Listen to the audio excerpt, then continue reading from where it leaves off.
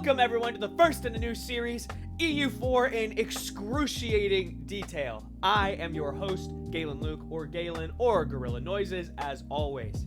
When I first started playing EU4, I desperately wanted a tutorial video or series where the creator went through every single step that they were doing in excruciating detail. I always felt like they were just focusing on very specific aspects for each video, or that they were skipping around a lot, and I didn't see like a catch-all, I want to hear everything explained well video, or couldn't find a series that was like that. So here I am today to make a series for the kind of player who I was 1,200 hours ago. I know, okay, I just finished the tutorial, but I promise I can teach you something. So let's go ahead and hop in. As always, you can find me here on YouTube. You can find me over on Twitch at Galen Luke. You can find me on TikTok, where I post videos and do lives under Galen Luke as well. And of course, you can join our Discord, links below in the description. So please come hang out. All right, we talk EU4, we talk Paradox, we play games together. You get announcements about my videos and my streams. So without further ado, let's get started. All right, we have loaded into a game, and if you didn't believe me, you can tell now that I really meant excruciating detail, because we are starting on the opening menu. I do want to make a quick note that I will be playing with all DLCs active. I own all of them. If this is your first time playing, personally, I seriously would recommend considering going ahead and purchasing, just for a month, this subscription, this DLC subscription here. You get access to the entire suite of DLC, and a lot of them have really good, really valuable quality of life improvements and added features that really, really make the game so much better than vanilla. Obviously, you don't have to. You can play however you'd like. I think it's like $7 US for a month. So you can just play with it, see if you like it. If you don't, it probably means you don't like the game. Or if it's too overwhelming too, you could just turn it all off, not resubscribe, you know, c'est la vie. If you're looking to purchase DLCs, the kind of standard recommendations are that the first three you get are Common Sense, Rights of Man, and Art of War. They have the most important quality of life adjustments and features added that just are the most useful to the game.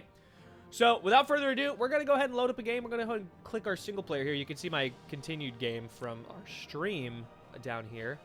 You're presented with this nice, big, beautiful map. Gosh, I love seeing this thing. It means I'm about to have a great couple hours.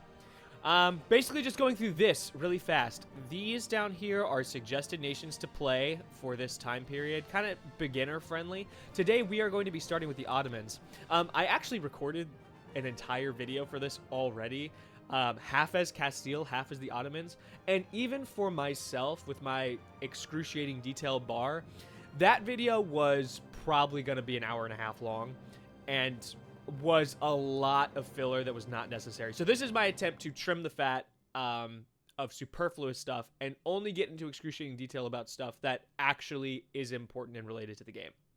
So again, just really quick going through what we're looking at here. On the left, here's bookmarks. Don't bother clicking on these. They are busted. They're supposed to like let you play at different time periods, and the map reflects the true historical accuracy of the time period, so you can like play different events, different important moments in history. They are broken and don't really work, to the point that if you click on one of these and then go back to the 11 November 1444 start date, sometimes it will glitch out your save and like mess with it in weird ways, to the point that sometimes it's been unplayable. So don't even look over here, unless of course you're going to your save games, in which case by all means. You get some information about the nations you're looking at over here. They aren't really important for you right now until you kind of learn what all these things mean. So for now, go ahead and choose one of these that's your favorite to click on and just start playing. And if you want to play along as the Ottomans and just copy me, you're more than welcome to do so. The goals for today are getting to know the interface and starting a war. And if we're lucky, maybe we'll even finish it, right? So all you have to do from this game, right, is hit play. Don't worry about Iron Man mode. It means you can only have one save and earn achievements. Don't bother with that right now. Just go ahead and play normal mode. Now, honestly, probably 80% of players play normal mode. So, here we are. The opening screen, you'll get some information, the historical background of your country, or kind of countries, like in a region if it's kind of a minor nation. Information about your religion, information about your government type. For us, we are a monarchy of sorts, but very specifically an Ottoman government. Don't worry about it. And the environment you start in. And this environment is very broad. So it's like Europe or China or Africa or North America, South America. Yeah, it's mostly just historical background and a little bit of explanation on how to engage with some of the mechanics. I like to read this part. This stuff can kind of be overwhelming at first if you're trying to just digest a bunch of information, but it doesn't really matter. You can ignore this. You can go through it if you want, but it's easier to learn in the setting of the game than by reading this. So go ahead and click out of everything, and you're presented with your viewable map. Now, really quickly, we are going to go down the line up here, and I'm going to explain what each one of these things is and how it's going to relate to your gameplay, all right? We're going to rapid fire through these because last time I took a really long time explaining them. It was unnecessary. First up here is your treasury. This is your gold, your ducats is most frequently what it's going to be referred to as, the money you have for the game. So this is the money that you use to purchase units, purchase mercenaries, buy buildings. It's what you leech from other nations and use, obviously, to like pay for stuff. This money comes and goes so fast. I will tell you right now, the difference between the amateur, the regular, and the pro player is how willing you are to be in debt at any given time, all right? It's so easy to get money in this game that you have to be able to take out loans. Obviously, if this is your first time and you're hesitant, that's totally fine. Play however you want to play. Going into debt is important if you are speed running or expanding super aggressively. That doesn't necessarily have to be the case for you. You can play at your own speed, what you're comfortable with. The only thing you have to worry about when it comes to money, and we can get into this at a later time, probably when we discuss money and trade, but I'll tell you up front right now, is there's an inflation system. If you have so much debt that your inflation is kind of spiraling out of control, that's the point where you're going to collapse in on your own weight and go bankrupt. As long as you have a foreseeable way to make money in the near future, take out a bunch of money. Take out the money you need, especially if it's for like a really critical war or like, you know, a fight to the death or something, or like you need to do something, you need to do it now. Take out money. You can make money later. Be in debt for a couple years. Who cares? All right? It doesn't matter. Go full austerity after the fact. So basically all you need to know for the ducats, you make it all the time. You're gonna take out loans. Just be willing to take them out, all right? Manpower. This is one of the most important things on this screen that you will see, all right? Your armies need to be comprised of people, and there are only so many people in your empire that are fit to fight in your army, right? You have a maximum, which you can see here is 30,000 for us, 30,568. We're currently recruiting about 284. Recruiting isn't the right word, but we have available to us 284 more every single month. This is a really important number because it's so easy to lose manpower really fast. You just want to be wary about, you know, making sure you're not wasting troops. You don't want this number to be low if you can help it. It's probably going to be it sometimes. It's all right. Just make sure that you conserve manpower when and where you can, because having no manpower is a real problem when you're actively fighting. Things start to get difficult. Sailors is the same thing as manpower, but for boats. And ultimately, doesn't really matter unless you're playing a naval game. But usually you hit a certain point in a naval game where you're not even worried about the sailors because you're not building that many. Like, once your navy is huge and your sailor maximum is huge, you really don't think about sailors again unless you're trying to build 100 heavy ships at once. But normally, it's not a problem. Stability, I would argue, is probably the single most important, if manpower's second most important, of this like single line here, this row. Stability goes up to 3 and goes down to -3. It has seriously good buffs for your nation at large and really awful debuffs. So as best you can, keep it at or above 0. Try to keep it at 3. It's a little difficult because it's a little expensive and there are a lot of ways to lose stability in this game. But you can kind of beg, borrow, cheat, and steal your way to 3 stability pretty easily. It's just a good place to be at. It's +3 stability and gives you a nice buffer room for stuff going wrong in your empire. And also has utility later down the line that we'll get into, probably into another video about war. Corruption, you'll get it, you'll lose it, all right? It's not really killer. If you're like a crazy expander and you're expanding a ton and you're playing really, really aggressively, or you're trying to speedrun, you will gain corruption. And you may never lose it, but like you're constantly losing it a month. If you're really worried about it, I'm sorry, I'm clicking on the screen. I shouldn't be. I don't want to show you more than you have to be. You can pay money, and as I said, money literally doesn't matter, right?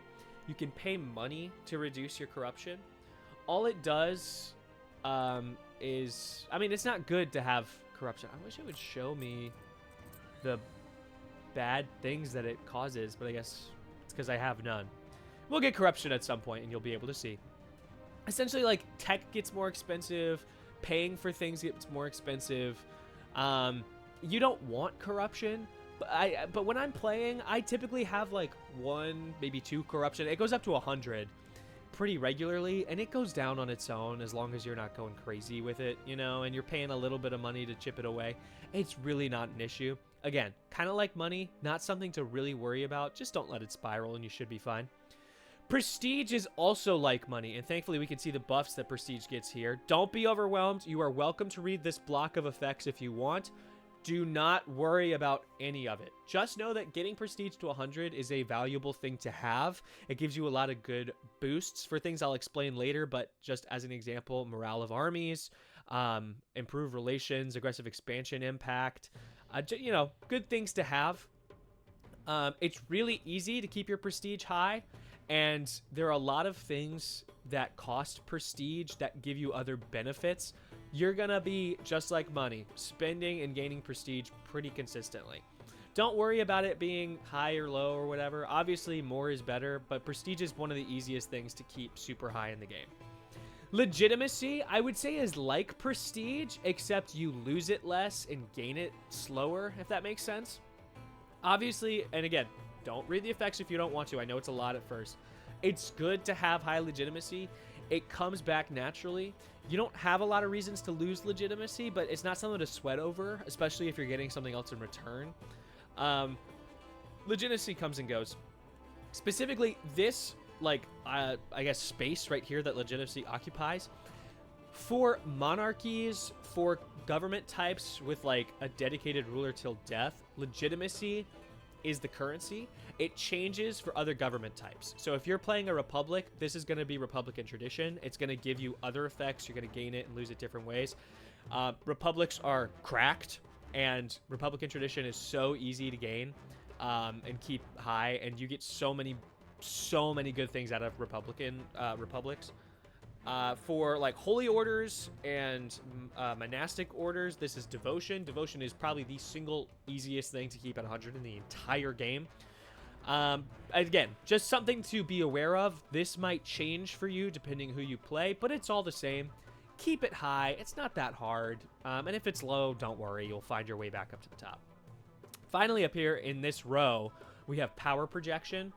Something that you want to keep above 50 where possible, and pretty easy to do so if you're playing aggressively. If you're playing hesitant, it's a little harder to keep it above 50 because you're not making as many big moves. Essentially, this also gives you a lot of really, really great benefits. Again, you can see them here, like morale of armies and stuff. It comes naturally, and you want to keep it above 50 because you get perks for it. The above 50 perk is the one that you really, really want, and you can see it here, and we're about to get to that in a second. But just know that the way you get power projection, and I'll explain really quickly ways that you can get this. Actually, I feel like that would be helpful. You get power projection most primarily from like engaging with rivals. So having rivals gives you power projection. Attacking rivals gives you power projection. Embargoing rivals gives you power projection. Taking land from rivals gives you power projection. Beating rivals in a war gives you power projection. Insulting rivals gives you power projection, right? So engaging kind of aggressively with your rivals is important. And we'll talk about rivals shortly. It's one of these options down here. But just know that ahead of time. Legitimacy, you're going to gain or lose through events, but it has a natural increase, as you can see here. Prestige, you get from all kinds of things, events, pop-ups, winning battles. There's a trillion things. Corruption, you gain from, this is so specific, but unbalanced tech, primarily. Either that or from taking a bunch of land. We'll explain overextension later, but after a war, if you've taken a bunch of land, you're going to be gaining a bit of corruption until you integrate it into your empire. Stability, you have to pay for, though there are very few really, really great pop-ups. They're rare, but you get them that increase stability. Sailors and manpower, you only generate over time. There's like a couple events that pop that either gain or lose, but it's not really common. Again, money comes and goes 100% of the time. All right, now that we have this whole row covered, we're moving on to these things right here. Popularly called mana, or referred to individually as their point type, admin points, diplo points, or mil points. It's administrative power, diplomatic power, and military power. I want you to listen close, and I want you to burn this into your skull. These points right here are the single most important point in the entire game. How you use these points will make or break your game, all right? And I do not say that lightly. I do not say that lightly. You need to know, any opportunity you have to gain these points, 99% of the time, you're taking that option. Any option you have to lose these points in exchange for something else, 99% of the time, you're not taking it. Like, in terms of an event. Obviously, like, so there's, we'll get into it in a second. There's technology. Obviously, you're going to pay for technology with this. But you're going to be smart. Anytime you have to spend these points, you're doing it the smartest way possible. You're trying to conserve as much of them as possible and gain as much of it as possible at any given time. All right? So keep that in mind as we move forward. All right, now that we've covered everything up here, I'm going to really quickly run through everything else, just super quick, because none of it's really, really important. Oh, where's my outliner? Here it is. So these up here are just, I guess, like lackeys at your disposal is a good way to put it. You've got your merchants, your colonists, your diplomats, your missionaries. Your diplomats, you can see them up here too, are the people you send out to engage with your other empires. Having more means you can engage more regularly with other things. You can juggle, you know what I mean? Diplomats are probably the one you use most. We'll get into that later. Missionaries you use to engage religiously with your nation, primarily just to convert. That's the only use for them. Merchants you use, I'm not getting into trade. I'm telling you right now, we are not getting into trade. I'm going to have a separate video on trade, all right? All you need to know for your merchants to use them well right now, all right? You're going to go into this trade view here. It's these two boxes. It should be preset already to this spot right here in the map modes down here, all right? You're going to see these squares, all right? They're going to have percentages, money, what have you.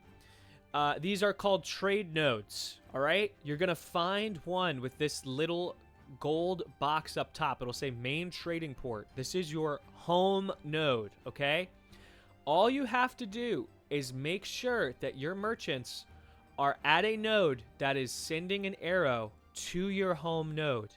As long as they are sending, see this check? It means it's working this arrow right here. And you can double check, right? If you click on one that you're not using, it'll say transfer trade power. If you're clicking on one and a merchant's already there, it'll say recall merchant. Just make sure that it is pushing money. You'll click transfer trade power and choose one of your merchants, and it will push it towards your home node. As long as you are doing that, they are doing something effective. All right? That's the goal. And that's all I'm leaving it at right now. This up here is, what are these even called? I don't even know what they're called. I call this the golden era tab because I don't even know what it's called. It just tells you primarily what age you're in. There's 4 ages in the whole game. Don't worry about it. It doesn't really matter. It just changes what events can fire. And then also you have access to some bonuses here over time. If you like complete these missions, you gain extra splendor. Splendor can then be used to pay for, you know, these extra bonuses. Some countries you'll see here have specific age bonuses historically based on how well they were doing in something. So right now we're playing as the Ottomans. We have access to this extra bonus right here that is exclusive to us. This isn't something to worry about. Naturally, you'll develop Splendor over time no matter what. All you need to know is that if you get a pop-up that says you can buy one of these, it'll be green, and you choose one that you think works best for you. Not a problem, right? Okay, over here is just how you engage with timing. This is your speed, obviously. Speed up the time, slow down the time. This is score. Score is not important. Ignore this forever. This is a timeline that lets you, normally you could hit play and you'd see the entire gameplay out in front of you so far, everything that's happened. This is your music tab. Easy, change music. You can play the best song on planet Earth, Castle of Versailles, under the French music from there. Go ahead and give it a listen for me. Best song ever. Over here is your outliner. You can modify it to see what you want to see and remove what you want to remove. This is what mine's set to right now. It does not matter. Do it based on your own experience. Down here is your various map modes. They'll come up in their own time. Do not worry about them. We're in the political map mode right now. Sorry, I just burped there. Down here is institutions that you can engage with. So we can see China right now, and we can see the Holy Roman Empire. So we can see both of these institutions. Unless you're playing as somebody in one of these. So in the case of China, as long as you're the Emperor of China, this is only important to you. If you're in the Holy Roman Empire, this is important to you. I'm not going over any of this right now. It is not important to our gameplay. Doesn't matter. Okay, we have completed everything on screen. I'm going to take a few more minutes now to go through this. And don't worry, I'm going to try to bookmark this video as best as possible so you can jump around to each point very specifically if you're looking for something. I'm going to go through all these tabs really quick and do a light explanation of what we're looking at and what's important. And then we're going to hop into a game. We're going to try to get into our first war, all right? We're going to do our setup and get into our first war. So, really quick, let's go ahead and go through these tabs because these are the tabs you're going to be engaging with. Oh, just kidding. Never mind. One more thing. I forgot three more things. Up here, top left, there's 3 more buttons. This is a Great Powers view. Don't worry about it. Doesn't matter. This is government reforms. It just jumps to a very specific tab. Government reform progress is something you develop over time. Do not be worried to spend it. Usually if you're spending it like an event, if it's making you lose it, you'd lose something worse down the line. You get this naturally, and it's just nice boosts, right? So it's fine to wait a little bit for them. Don't worry about it. This is the production interface. This is my best friend.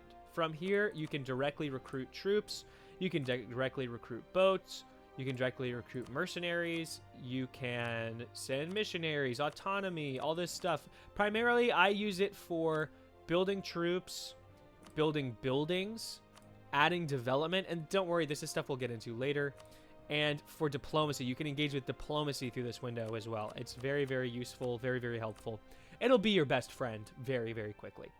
That being said, we can now go ahead and open these tabs, and we'll get into a light explanation of what each of these is, okay?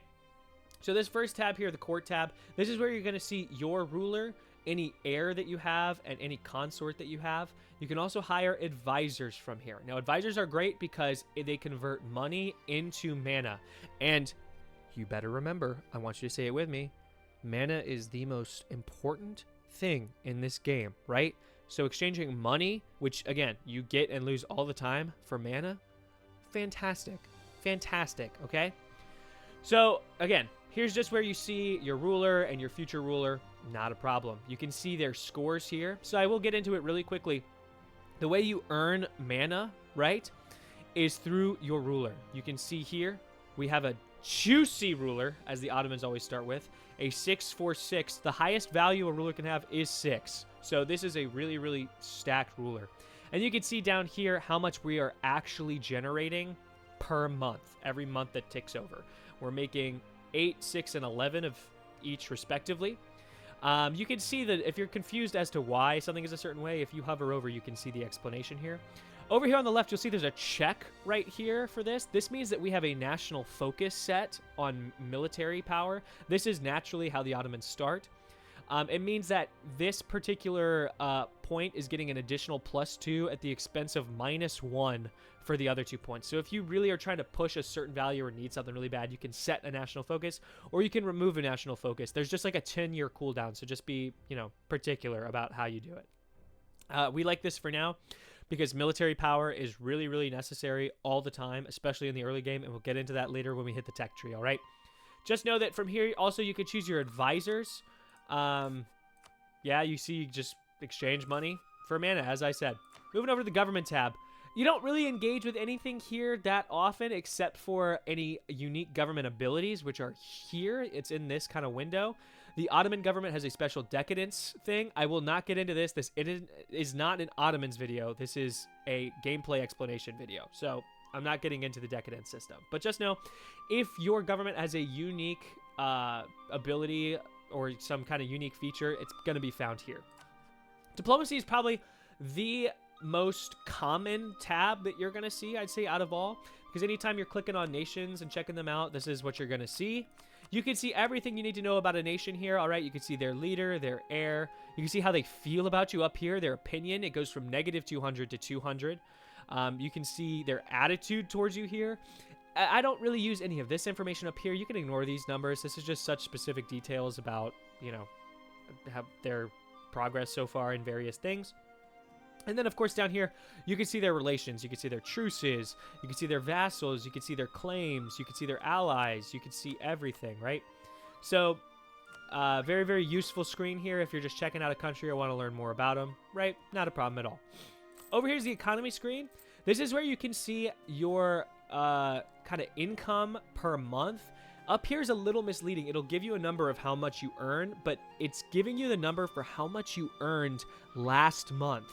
So even if, these two numbers are going to be different, because if you made like a bunch of money in a peace deal, that's going to say that you made like 400 ducats last month. That is not an explanation of how much money you're getting next month. This is the number you want to pay attention to. This is your actual current, in this moment, real income for the next month tick, based on your personal earnings. So here you can adjust things like how much you want to pay for stuff. Valuable, but you're not going to be looking at this too much. Your inflation is listed right here. Inflation, as I said earlier, something to watch out for. Also, here's where you can take out loans, all right? Loans are going to give you inflation, and that's the primary concern of loans, right? Is if you have 1 trillion loans, you're not going to be able to pay them back. You're going to be getting inflation from them over time. Again, don't be afraid to take loans. You need to take loans. It is okay to have loans. The only concern is if you have like 20 really expensive loans and no short-term way to start paying them off. You know what I mean? That's the concern. Having loans in general is not a bad thing. Having inflation in general is not a bad thing. You can also raise war taxes here, something that happens commonly in Age of Discovery. I'll get to that at some point, I'm sure. But don't worry about it for right now. You don't have to engage with this. This is the trade window. I'm almost never here. I am almost never here. I think 99.99% of a game, I am not having this window open for any reason whatsoever. Here's the tech window. Now, this is important, obviously, because technology, it's the way that this game simulates progression over time, right? Mana, as I said, the single most important thing in this game for you. That is how you're going to pay for your technology. Why is this so important? Primarily, it's the military technology, right? It gives you advances in, obviously, military, right? I will explain what is important for a military when we get into our war and why this is all so important. Just know that if you have one task, if you only remember one thing from this video, I need you to remember: conserve your mana up here, because you need to be on time with your tech, specifically your military tech. If you are not up to date on your military tech, it does not matter what your goal is for this game, right? This is an open game. There's no win condition. You play and do whatever you want, right? If you want to be like a big conquering nation, awesome. If you want to be a small, super rich nation, pulling strings, right? If you want to be the richest single province on earth and just be the most developed country that's ever existed, cough, cough, right? You cannot do any of that if your military tech is not up to date. This is the single most important thing in the entire game. And I'm willing to die on that statement, all right? We'll get into why later. I just want you to know this is the tech tree. This is where you're going to be taking advances. Be up to date on your military tech all the time. It's okay to not be ahead. In fact, as I said before, right, we want to conserve our mana. It costs extra to take a tech ahead of time. The only reason you're taking a tech ahead of time is if you're about to enter a war. Otherwise, just wait until it evens out. Match your neighbors. You know what I mean? It is okay to be on time. It's okay to be ahead, but you don't need to be ahead. It is bad to be behind. Please remember that. Please remember that. It's okay to be behind on Diplo and admin tech. You do need the points primarily for other stuff. So don't worry about it so much. But just know if you get too far behind on tech, you're going to start accruing corruption. So you want to reasonably be on pace and kind of at the same level the entire time as best you can. Over here's the Ideas tab. This is another thing you're going to be spending mana on. I won't get into this right now, obviously, because there's so many options. But these are just bonuses that you get throughout the game. Here is specific to your country bonuses. As you unlock ideas, you develop these bonuses. These are bonuses you develop from the start. Traditions are given to you at the top of the game. You have them permanently. Ideas are what you get after you complete this whole line, after you complete 3 full idea sets. It's just bonuses. You're going to pay for this stuff later. We'll get into this at another video, I'm sure. Missions. This is a lovely, lovely, lovely window that I love looking at. For me, the most fun part of the game is completing missions. So I don't really care about like setting goals for myself. My goals come from these missions. As you complete them, they help guide you through the game, right? No matter what you're doing, it's helpful to go through these missions and complete them because you get bonuses, and the bonuses aren't always just military, you know what I mean? It's economic, it's development. It's good to go through these no matter what you're doing because they're there to help give you direction and to help you do better. Over here is the Decisions and Policies tab. Policies only come up after you've completed ideas, so really don't worry about that right now. It's just more bonuses. National decisions, these are things you can enact that give you bonuses. Sometimes it's tied to your ruler, sometimes it's permanent. The only real ones to worry about are the green ones, which are usually good things, big achievements that you can do. And they give you bonuses, or like this is how you would change your nation. If you're playing like England to become Great Britain, it'll be a green national decision here. So it's usually something to chase, like a tag switch or something like that. Tag switch being your country is a tag, you're going to switch tag to a new country, right? So, useful stuff. I would say it only comes up most as a Muslim nation because they get a lot of ruler-tied decisions here. I'm going to be honest, usually I just click them all because they're all bonuses with no drawbacks. So, yeah, that's that. This is going to be a screen that you're on pretty regularly, stability and expansion. Everything on this screen is relatively important. And something to learn. Don't worry about it right now because it primarily comes up when you're fighting wars and taking a lot of land. That's when like trouble starts to develop, stuff you have to manage. If you're playing your first time and you're taking things slow, you're going to engage with this window no matter what, but it's not going to be as terrifying and critical as somebody who is speed running the game, right? Trying to do a world conquest. So war exhaustion, you develop over time by losing soldiers, by having your land sieged down, right? It's not good to have, but it also ticks down naturally. Don't worry about it unless it's giving you big problems. Stability, as I mentioned earlier, this is where you can see it as well. There's no reason not to see it up here. It's the same. But this will give you an outline of, the benefits that you get for having stability and the awful debuffs you get for having no stability, right? So, as I said before, keep it at 0. Try to have it as close to 3 as you can. You'll be fine. Governing capacity, your government can only run and efficiently manage so much territory. It's represented through this. Your only goal is to keep it just under this or just over this number. Having a lot of land above your governing capacity is a problem. Having a tiny bit of land over governing capacity is not a problem. You'll get this by stating land. I can't show you that right now, unfortunately, because I would need to conquer land to show you that. But just know, you don't have to state land, so you can keep this number at whatever you want it to be, no matter how much you conquer. And this number will go up over time. It's fine. You'll manage it as you go. Overextension is something you get when you have freshly conquered land that you have not integrated into your empire. Again, I mentioned it during corruption because having overextension gives you corruption. Just know, as soon as you conquer land, you are going to be spending admin points to integrate it, and you never want this number to be over 100% if you can help it. The only reason it'll be over 100% is, again, if you're doing a fastest world conquest run or, you know, some kind of crazy game where you're speeding through and conquering a trillion things at once, right? Your overextension, you're gonna have some as you're fighting wars. It's okay. Just core them as fast as you can and you'll be fine. This over here just relates to colonizing. I am not talking about colonizing this game at all. Personally, I don't love the colonization mechanics, but they are important to the game no matter what. They come up, so we will get to it at some point. Probably not today, though. And then here, you can see your unrest. It gives you a detailed description here. Don't worry about that as well. You're going to have unrest. You're going to lose unrest. Just know as far below 0 as you can get this number is good.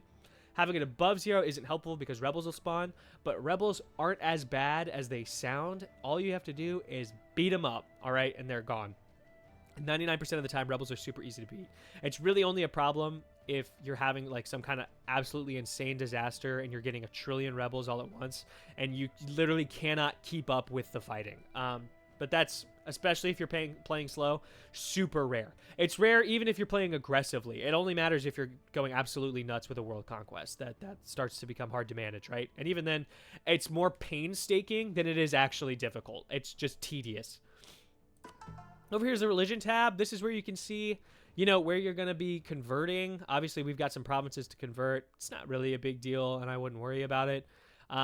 Just know that if you're going to be converting people, this is where you're going to do it. You can click on this. You're going to use a missionary to convert. Great, easy. You'll see how much religious unity converting gives you, and you will see how long it's going to take here. And if your religion has some kind of mechanic, you'll see it here as well. Islam has this piety mechanic that goes on a scale of -100 to 100. And a lot of these are really self-explanatory if you just hover over them, right? If you're playing like a Buddhist nation, if you're playing a Hindu nation, if you're playing a Confucius nation, it's so easy to understand just by looking at it, I promise. I've never had any problems understanding, even just like jumping out the gate. The one that's a little more involved is the Catholic religion, because the Papal States is its own institution. You'll see a bar down here. But again, not super important. It's just to make it work in your favor. It's worth understanding a little bit. Next up, we have the military tab. Great tab to see, all right? You've got your army professionalism listed here. This is where you're going to upgrade your infantry as you increase your tech levels.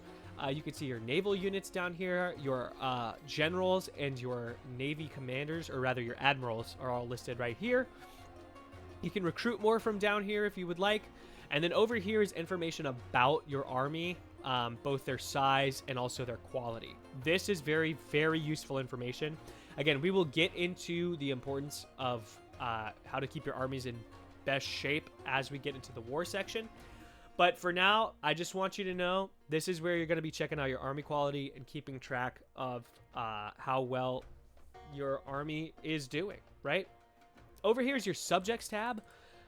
It's grayed out right now because I don't have any subjects. This is where you would manage your subjects if you had any. You can see how much money they're giving you if it's like a vassal relationship. You can set their focus, where if you're fighting a war, you can tell them how to behave. If you want them to be aggressive and siege down any provinces, if you want them to be defensive and stick back in their own territory, or if you want them to be supportive of you and help you, you know, like follow you around the map basically and help out where they can, you can set that directly, and that's very useful. And there's a number of subject interactions you can use as well that are important down the line, but aren't of value to us right now, especially not at the start of this game when you're just learning. Finally, this is probably going to be the tab that intimidates you the most, the Estates tab. There's a lot of information, and there's a lot to look at, and there's a lot of stuff to read, right? This took a while for me to understand simply because I didn't want to take the time to learn at first, right? I figured I would kind of, through osmosis, understand it over time, and I eventually did. But it's helpful to have a baseline understanding of what's going on. And if you want to jump in, this is a very, very helpful thing to understand. So here's what we're looking at. Basically, most countries will have 3, typically a religious faction, a noble or some kind of military faction, or the merchant faction of some sort. They have different names based on regions, as flavor, but they all operate the same way. One gives you administrative benefits, one gives you military benefits, one gives you mercantile benefits, right? They all have a loyalty, and they all have an influence. Loyalty, you want to keep as high as possible, obviously. There is a natural equilibrium that starts pretty low. To get that equilibrium up, you have to give them privileges. Influence, it's gonna scare you at first. It's okay to have influence up to, like, personally, I'm comfortable with like 75-80%, because interacting with the estates a certain way will give them influence. And there are also some events that'll pop up that just give them influence you have no control over. And the goal is to have their influence not be at 100%. That is the main goal. So as long as you give yourself a little buffer room, you can make it as high as you want. Some countries have a fourth one. Muslim countries usually have this dhimmi, which is related mostly to like unrest and tech and institution spread, which, don't worry, we'll get into that later. Don't worry about it. But yeah, treat them like a normal faction. Some countries will have a fifth. So Ottomans have a fifth. Some countries down here, like down in this area, will have like the Kizilbash. That's like another faction option. The Chinese government type has a Unix option, right? There's a lot of different estates you can have. Don't worry, they all operate the same way. They have an influence, they have a loyalty, they can take estates, and they give you benefits. The benefits increase in value the higher the influence. So good influence can be a good thing. To be clear, do not be afraid to give them influence. The main interactions you're going to have with the estates are through these three buttons right here. It's really common practice right at the top of the game to seize land and sell your titles immediately. If you have a reason to keep crown land, this is your crown land representation. The estates get influence from owning crown land, and you get benefits from having over 50%, and you start having debuffs under 30%. The debuffs really aren't that bad, especially... Don't mind that alarm. That alarm threw me off so bad. The benefits aren't that bad, especially compared to how much money you get from selling the titles. Money is useful as much as it comes and goes. But if you have a reason to hold on to crown land, like if you're trying to complete a mission, or you need to like remove an estate or a privilege from an estate of some kind, right? There could be reasons to stack crown land for yourself. It's not important to have over 50 crown land until like 200 years from now. So it's okay to rest somewhere between 20% and 50% in the meantime, right? So that being said, I'm going to go over the estates in another video, I think. I just want you to know that we have covered like 90% of the mechanics of this game just so far. You have an understanding of almost every single core thing. Obviously, there's a few interactions we need to talk about. Obviously, things like declaring war, right? Like stuff that you engage with other countries in through this diplomacy screen. Obviously, there's a lot of buttons. Don't worry. You're going to use about 20% of them at most, right? So that being said, we're going to go ahead and jump right into setting up our start of the game and getting into our first war. I just want you to take a breath and pat yourself on the back.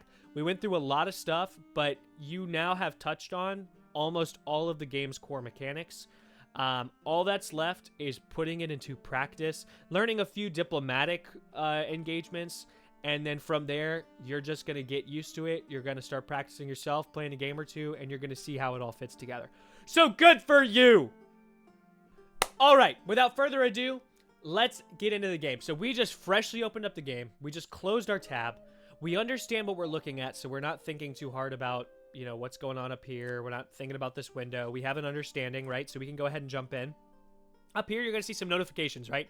These will pop up intermittently throughout the game. Red means it's really critical that you address something, in the game's opinion anyway. That doesn't necessarily mean that you have to look at it. Yellow is like kind of important, and green is look at it on your own time, right? So the national decisions here. take a look at them if you want. I click on all of them primarily, almost always. Always take a look at what's going to change, though, because you want to understand. As a Muslim nation, I always take these. These that pop up at first are all just related to your ruler, and they only have positive benefits. They change our scale of piety from mysticism to legalism, and they each give different loyalty, obviously. They give different bonuses. So you can just kind of decide what you want to focus towards. But in my opinion, you're getting a bonus, and there's a ton of different ways to change your piety scaling anyway. You might as well just take all the bonuses, right? There's nothing wrong going on. And we got a new notification. We convert provinces to Sunni. Sivas. Sure, why not? I'll show you how that works. 47 months is how it's going to take to convert that province. You just click on it, you hit OK. This is all just information. Don't worry about it.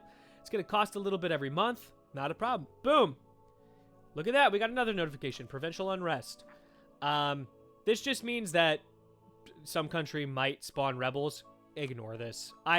Ignore it. Honestly, I don't click away from it. I'm going to do it right now just to get it out of the way. But I never pay attention to that. Don't worry about it. Up here, these are these interactions I was telling you about. It's letting you know that you can sell titles and summon the Diet.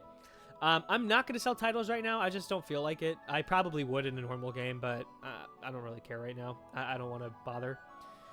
Summon the Diets lets you get like a little short-term mission that'll give you some kind of bonus in exchange for a little bit of influence to the estates, as well as some loyalty.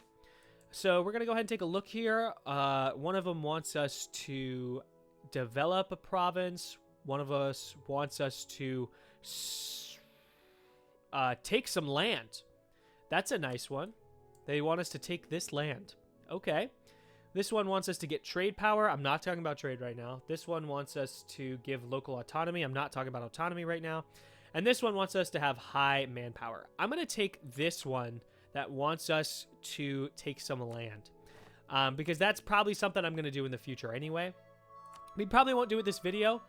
We have a different war we want to fight. Hello.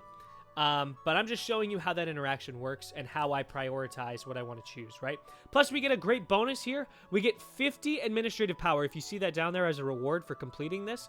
And as I said, mana, single most important thing in the game, right? So that's a great bonus to get. This is letting us know that we have claims on other regions. Don't worry about it.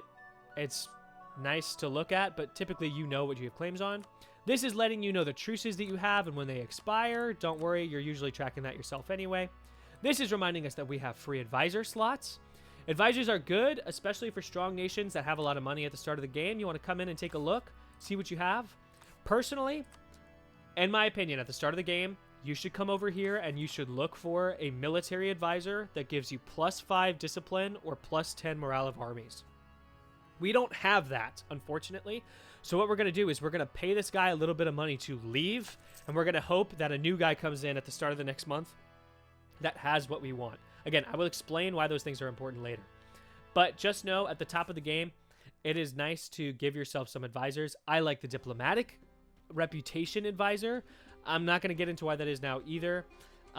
I mean, I can lightly say that it helps you, other countries like you more. They're more willing to enter agreements with you, and they're less likely to do negative things against you.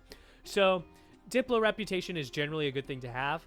This guy's super expensive, though. He's a level 2, so he costs more. He's more than a +1. I don't want to spend that kind of money right now. And then down here, for admin, I mean, it's kind of up in the air what's good. Stability cost reduction is nice. Missionary strength is nice if you're converting, which we are right now. Plus, again, paying money for mana is a good trade. So I'm going to go ahead and pay for him. And we can go ahead and click that away. I don't care. And then finally, we have this rivals interaction. If you remember from power projection, you want it above 50. How you get power projection is engaging with rivals. So we're going to choose some rivals here. It's easy to choose people that have already rivaled you. There are some things you want to keep in mind as you're choosing your rivals, right? You want to think about and this is a little counterintuitive, but think about who you want to ally. If you rival the rival, of somebody you want to ally, if that makes sense. If you want to ally somebody, rival their rival, and you will get a small opinion boost from them, and it all helps, right? So we're the Ottomans. I don't really care about allying anybody, but in the case that I wanted to ally, let's say, the Papal States, never, right? But if I wanted to ally the Papal States, I'd go, who are the Papal States rivals? Let's take a look here. They have rivaled Austria, so I'm gonna rival Austria, right? Easy enough thing to do. You also want to consider who you are going to attack immediately. Obviously, you get power projection from attacking rivals, so if you can, choose somebody you're going to attack in the short term. I know that soon enough we're going to be attacking the Memluks, so I'm choosing the Memluks. If we could, I would choose Akkoyunlu. We're just too strong to rival them. It makes no sense. The other thing you can do is you can select rivals that you know for a fact you will outgrow really, really fast. So if you, quote-unquote, surpass a rival in terms of power, if they are no longer worth you rivaling them, you also get a small power projection bonus. So I'm not sure if this will work, but I know very shortly that Lithuania is going to fall under a personal union to Poland in the next 5 years. Lithuania will no longer be able to be a rival because of the fact that they are under a union of another country. I don't know if that will fire the eclipsed a rival thing or not, but it's worth a shot, right? I know that they no longer will be allowed to be my rival, so I might get a boost from that. Great. So we have set up our rivals. The next thing we might want to do is take a look at our allies, who we might want to ally with. First, we see who we want to attack. We definitely want to attack Byzantium here. We're probably going to attack these small Beylik countries over here, right? So we don't want to ally them. Let's go ahead and see who else we might want to ally. We might want to ally Hungary if we're going to be attacking over here, though I know that we're going to be steamrolling in this direction, so I don't want to ally anybody up here. But just as an example, maybe we want to ally the Great Horde, right? And have them help us out up here. Maybe we want to ally Karakoyunlu. If we were worried about fighting the Memluks, they're nearby, they look strong, maybe they can help us out in this fight, right? Those are the things to look for. What I would do is I would come to the interface over here, come down to diplomacy, and then click the alliance actions. This will show you all the options that you get when you open a country and click the alliance actions tab, right? Offer alliance, form coalition against, offer condottieri. If you come up to this production interface, you see those same ones up here. There are a couple more because there are some things that you could do with other nations that you can't do with other nations. So this is every single option you could have. Who can support dependence of? Syria. Awesome. I'm not doing that. But if you come to offer alliance here, it makes it super clear who's willing to be your ally. And if somebody is red, like if we wanted to ally Poland, we can scroll down to find them and see how close they are to accepting that from us. We can see here they have a negative 46 reasoning, though they have positive 16, so that's probably going to equal 30, right? Yeah, here it is, Poland. So we can see neutral attitude, not the same religion, no trust, their opinion of us. So if you want to try to encourage somebody to be your friend, this is how you would take a look and see it, right? So this is a very useful window.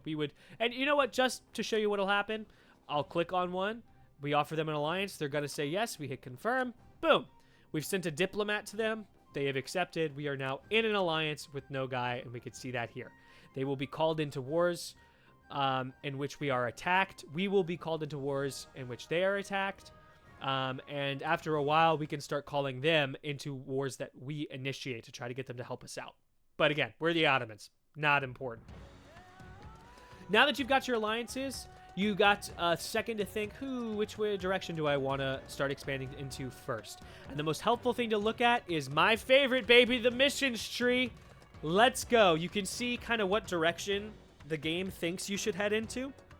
If we take a look here, look at the rewards, and that'll tell you the direction it wants you to head into.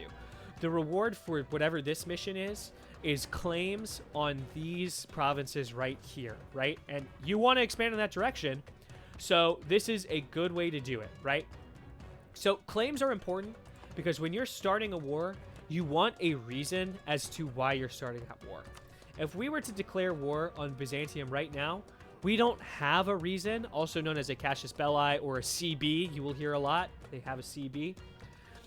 If you don't have one, you're going to take a stability hit, a -2 in the case of not having a casus belli. And as I said, low stability isn't great, and it's expensive to get stability. It costs a lot of admin, so you want to keep this at 0 or above. So it's much better to just have a casus belli. Even if you have to generate your one yourself, or if you have a way to get one, say, through a mission, that's all very, very valuable, okay? So what we'll do is we'll take a look here and see, what do we need? We need a big army, we need some generals, or we need it to be 1450, or we get an event, right? The event fires within 1 month, so we're going to get the event super fast anyway. So, that being said, I want these claims, so we're going to do what it says. We're going to have an army larger than or equal to 30,000 and 2 generals. So, how do we get an army of 30,000? Well, we just build an army of 30,000. Right now, we already have 2 sets of troops, a stack of 14,000 troops and a stack of 15,000 troops, totaling 29,000, obviously. It is 14 units and 15 units. Each unit is 1,000 troops max. So what we could do is we could come over here. We'll click on our infantry or our cavalry. Cavalry is more expensive. Obviously is a little better, but you run into a problem, right? So if you come to the military tab here, you will see that there is a cavalry to infantry ratio. You're only allowed so many cavalry per army. And if we're getting into the meta of it, unless you're playing a horde country like Great Horde, Kazan, Nogai, think like Mongolia, right? If you're not playing one of those, you really don't need more than maybe 6 cavalry, maybe towards the late game 8 cavalry. I don't want to get into why that is right this second, but essentially you really only need 4,000 or 6,000 cavalry in an army, and just know you want multiples of 2, 1 for either flank, right? So do 2,000, 4,000, or 6,000, and you'll be fine. So I would probably just go ahead and put down 1 extra unit because we only need 30,000, right? Also, good thing to note, right? You want to conserve manpower, right? We only have 7,000. If we wanted a bunch of troops right now, but we didn't have the manpower for it and just wanted to maintain it, we could get a merc army instead, right? You have to pay for them with gold. As I said, gold comes and goes. It's not a problem. We just go ahead and pay for it. So in this case, we only need 1 anyway. It'll take 55 days. I want them right away. I'm just going to cheat and use the Janissaries infantry. This is a unique unit for the Ottomans. So you'll only get them through the Ottomans. Don't worry about it. I'm just going to build a bunch of them. I know for a fact that for another mission, we need 10 of these. So I'm going to go ahead and get 10 of these. And you'll see, boom, look, we completed a couple missions here. As soon as you complete a mission, you just click on it and you get the effect. Great, great, great. Not a problem. The only thing left for this mission is 2 generals. So let's go ahead and get generals. You can come down here in the military tab to recruit a general, or you can click on an army, come up here to assign it a leader, and you can click on recruit a general here. You'll see that as the Ottomans, we also already start with a general. So I'm going to go ahead and assign him to this army up here. He's a pretty great general. I'll explain why shortly. And we'll go ahead and recruit 1 more general. I hope he's good too. This is a good general. This is a pretty darn good general, especially for the start of the game. So I'm going to go ahead and let the game roll. Unfortunately, we cannot start a war until December 11th. So we need a full month to tick by. So let's just go ahead and do that, right? Royal marriage. Nogai has offered us a royal marriage. This is an agreement, obviously, to get married between the 2 countries. If you do not have an heir or a consort, the royal marriage will occasionally fill that consort. There's a chance that whoever they marry will marry your ruler. I don't know if that'll happen. Let's find out. Nope, it's okay. Sometimes it happens, sometimes it doesn't. Royal marriages are great. They improve relations between. You see we are getting a plus 25% relations for royal marriages. They also offer you a bit of legitimacy over time as well. So let's go ahead and keep letting the turn pass. Great. Kind of want to speed this up a bit, but I don't want to go too fast. perfect.